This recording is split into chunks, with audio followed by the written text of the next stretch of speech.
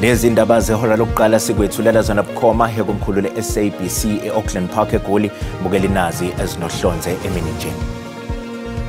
When cities around the world hold summits and big conferences, they revamp themselves. Umengameli wezwe uCyril Ramaphosa uqhuba uhlelo lokuhlanzwa kwezingxenyeke zaseGoli njengoba kusondela ingqungquthela ye-G20.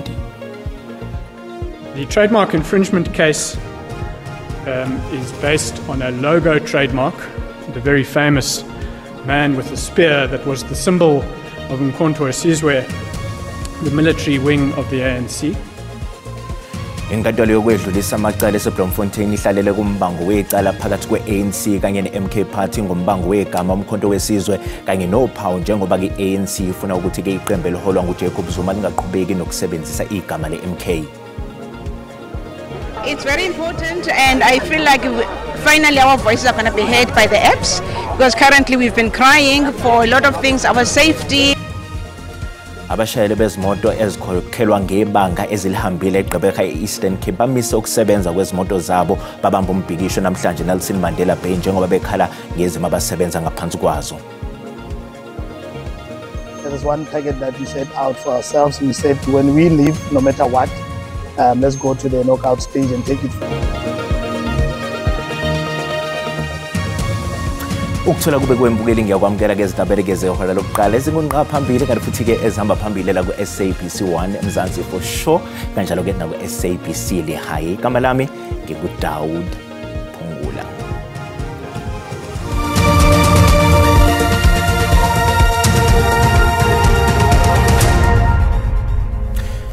Njengoba sekuseleke izinsuku eziyishagalombili ngaphambi kwengqungquthela ye-G20 ezosingathwa eNingizimu Afrika, umengameli ke wezwe uCyril Ramaphosa namhlanje uyingxenye yomkhankaso wokukhuculula idolobha iGoli okuyilapho lengqungquthela izobanjelwa khona. Umengameli wezwe uCyril Ramaphosa namhlanje uhambele eGoli kuhlola nokukhuculula njengoba usondele ingqungquthela ye-G20 elindelwe ngabomvu ezosingathwa eNingizimu Afrika.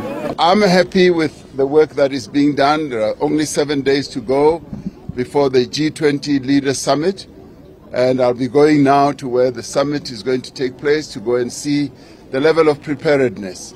And we should know that when cities around the world hold summits and big conferences, they revamp themselves, they spruce themselves up like we all do when we receive visitors in our homes. uRamaphosa uphinde ezwakalisa ukweseka ngokugcwele imashi elisana nodlame oluyamene nobulili okulindele ukuthi ibanjwe ngesonto elizayo ngaphambi kwe-G20. All of us should join the voices of our women in protesting against gender-based violence. And of course, they want to demonstrate their anger, they want to demonstrate their disapproval of the way we men are treating the women of South Africa. uRamaphosa uzoqhubeka nokuqinisa ubudlelwano bezohwebo nelasemelika yize umengameli wakulela lizwe ekubeke kwacaca ukuthi angeke abe yingxenye ye-G20. There could well be a view that we should not engage with the United States, but the United States is an important market. And in fact, we want to engage more with their businesses. It's less about other things, but with their businesses.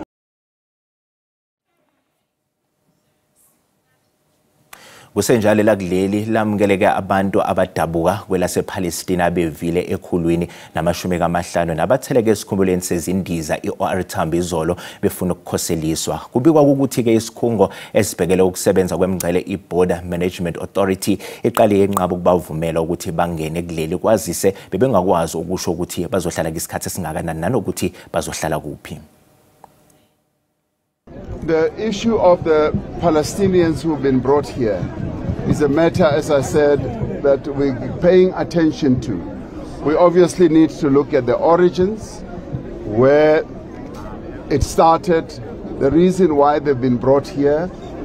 And ordinarily we would have said they should go back because they didn't have any documentation. But out of empathy, out of compassion, and because they are a people that we as South Africa have raised our hands to support we felt that we should accept them and process their matter. So their matter is being processed. We are discussing it. Our intelligence agency is involved, and the Home Affairs is involved, and DERCO is also involved. So we're going to do a proper evaluation and see what the future portends when it comes to this. Uyaqhubeka umbango wokusetshenziswa kwegama nophawu phakathi kweqembu MK Party ne-ANC enkantolo yokwedluliswa kwamacala eseBloemfontein eFree State. Ngonyaka wedlule enkantolo ephakeme yaseThekwini KwaZulu-Natal yavuna i-MK Party embangweni wokusetshenziswa kwegama kanye nophawu lweqembu. I-ANC nethemba lokuthi inkantolo yokwedluliselwa amacala kungenzeka ifinyelele esinqumeni esehlukile kunaleso esathathwa inkantolo ephakeme yaseThekwini. Phambilini i-ANC ikhale ngokuthi ukhetho likazwelonke lwangonyaka owedlule ukusetshenziswa kwegama nophawu yi-MK kwagcina sekudida abavoti futhi kube nomthelela ngemphumela yamavoti e-ANC. The trademark infringement case is based on a logo trademark. The very famous man with the spear that was the symbol of Umkhonto we Sizwe, the military wing of the ANC.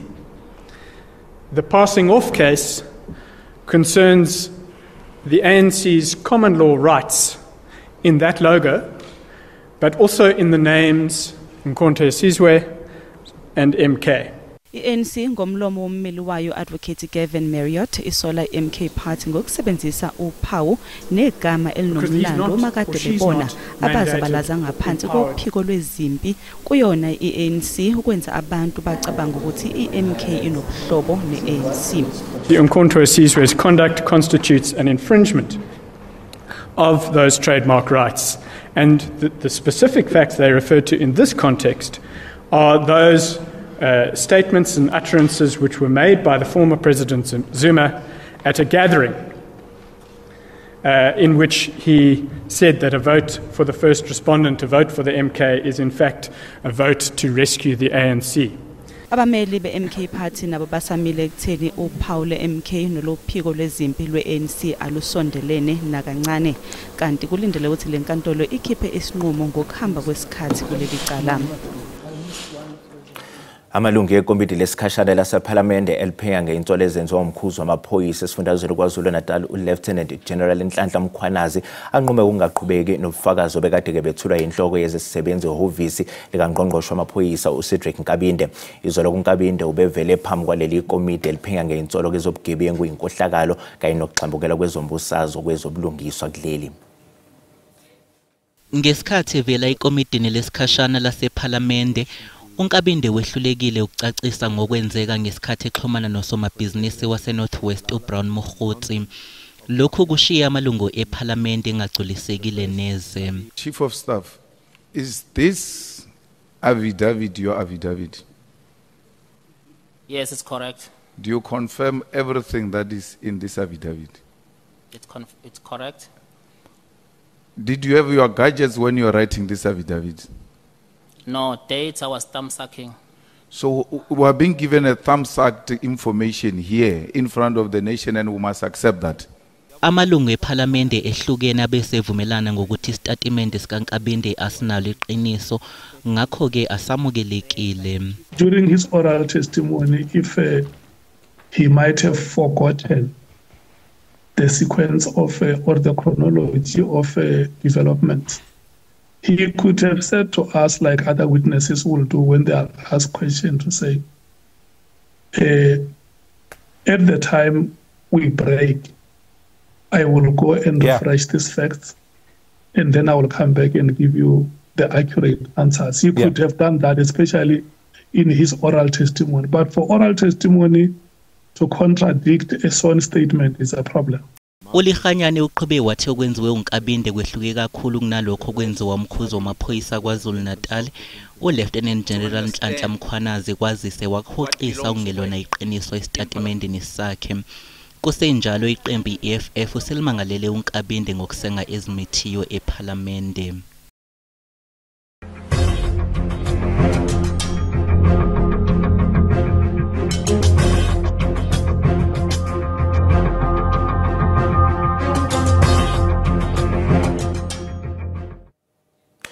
Lieutenant Colonel Gilibogile Tipo ukhulumela ke EMPD uyena kwethula kubufakazi namhlanje kuCommissioner kaMadlanga ephinya ke phezulu kwezinsolo ezenziwa umkhuzi wamaphoyisa kwaZulu-Natal uLieutenant General Nhlanhla Mkhwanazi. Okhulumela iEMPD uLieutenant Colonel Gilibogile Tipa uthe nje eqala ukwethula ubufakazi bakhe kuCommissioner kaMadlanga waqala ngokufunda i-email eyavela kuJulius Mkhwanazi oyiphini elisamisiwe lenhloko yeEMPD nokuyi-email eyayiveza ubudlelwane nenkampani CAT VIP Protection. It reads date 16 October 2021 letter of confirmation. This letter serves to confirm that the Ekurhuleni Metropolitan Police Department, EMPD, under the command of Acting Deputy Municipal Police Commissioner / Brigadier J.D. Mkhwanazi of Specialized Services, has an endless working relationship and memorandum of understanding with CAT VIP to assist EMPD officers in any VIP protection. Wethula ubufakazi uhlulekile ukubamba inyembezi ngenkathi ekhuluma ngezigameko abhekana naso ngoNtulikazi ngo2023. They want a phone from me and the information which they want and the fact that they would be sorry commissioners. I was hit on the head with a firearm. The accosters shoved me to the side of the passenger seat. They got into the car and they drove off. They drove past my house and I could see my neighbor who's literally looking inside the vehicle to identify. Uqhubeke wathi lokuhlaselwa kwakhe kwakukhomba ukuthi khona izinto ayiphazamisayo emsebenzini. Tipa uyaqhubeka nokwethula ubufakazi.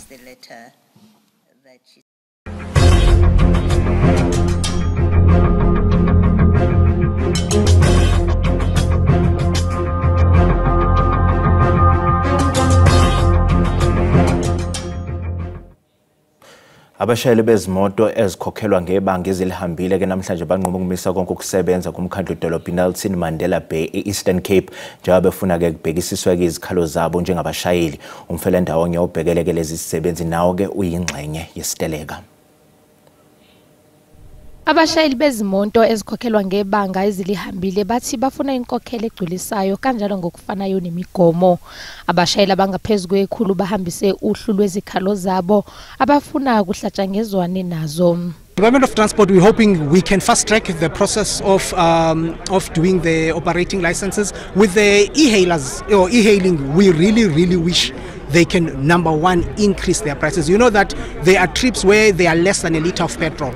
A trip for 1999, that is a trip. That is even less than a litre of petrol for you to go and refill again. So that's one of the things we are wishing to come out of this. And then we are wishing for better conflict resolution. We are wishing for them to stop this wait and save category. Kunxuswa nabanye abashayeli bebesebenza namhlanje ukuba babe ingcenye yalombhikisho. We experience increase in wear and tear, all those kind of things that go part with the expenses. We basically, you don't make a living out of it as well. It's very important, and I feel like finally our voices are going to be heard by the apps, because currently we've been crying for a lot of things, our safety as well as the prices that they have dropped. Abashayeli basabise ngokuthi bazoqhubeka nombhikisho wabo eMonti kusasa kanti bathi bazophinde bahambele nakwamanye amadolobha eEastern Cape. Bokeleke sisathiqo ezitolo kade uMasibuya sizokuphathela uWT. This department, under your premiership, on your premier, allowed Madio to walk away.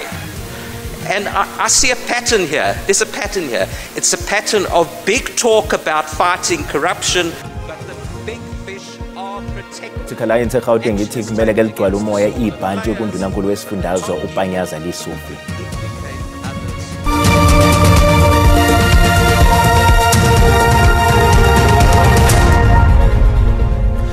Bukela sikubingelele sikwamukela uma ngabe usanda ngena odabeni oluphambili besibiko ukuthi Umengameli wezwe Cyril Ramaphosa uqhuba kuhlelo lokuhlanzwa kwengxenye zaseGoli njengoba ke kusondela ingqungquthela ye-G20.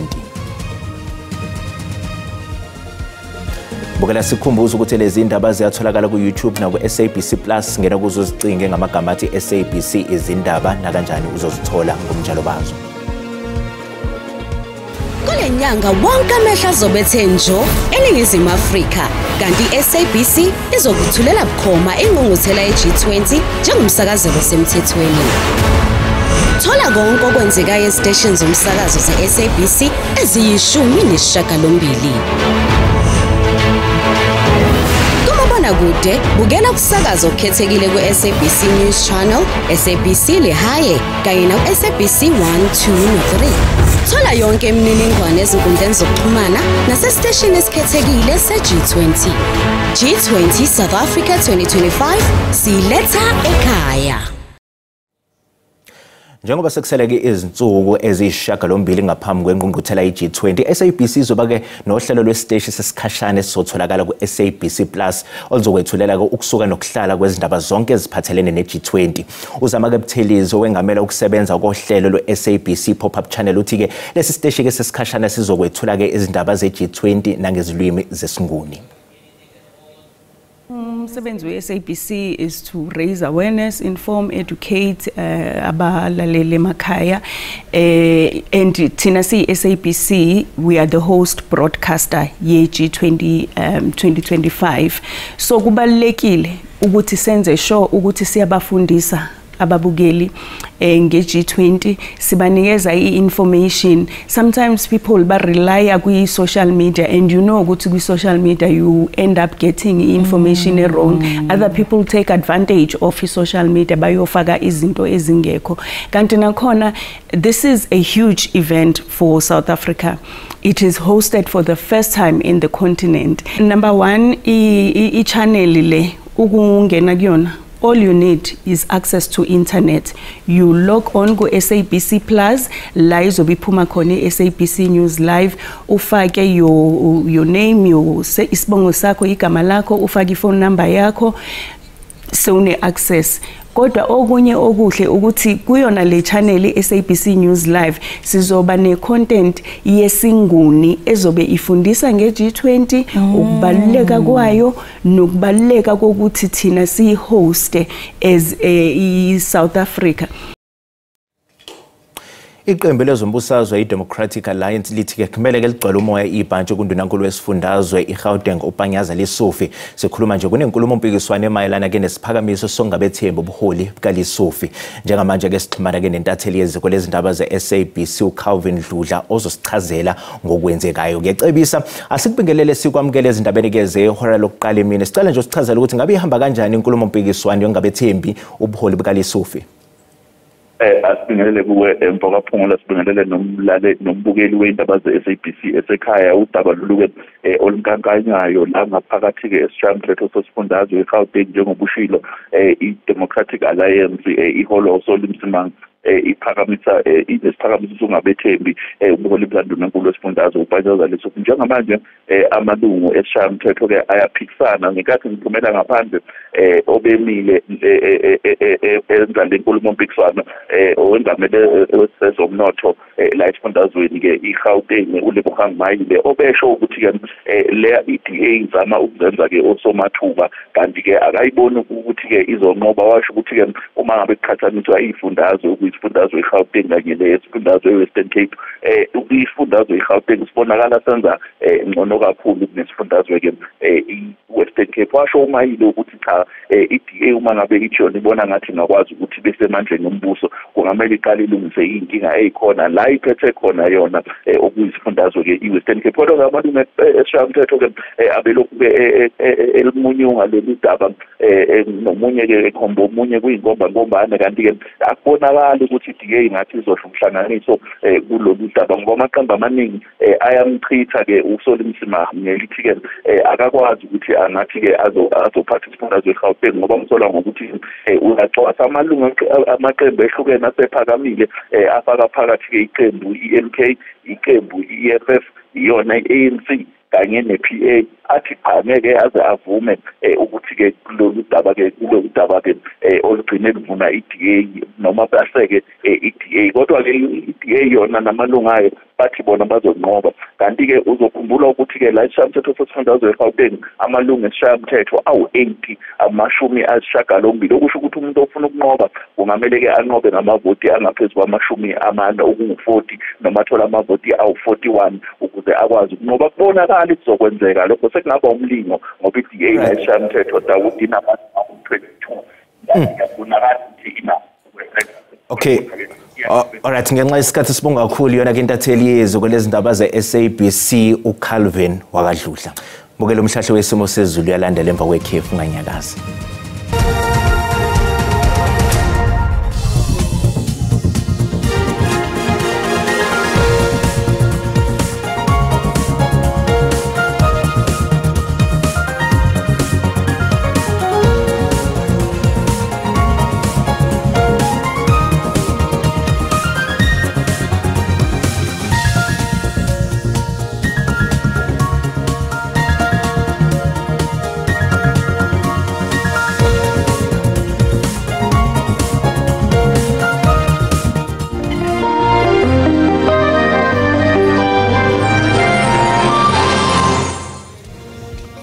Bukeli usale kahle.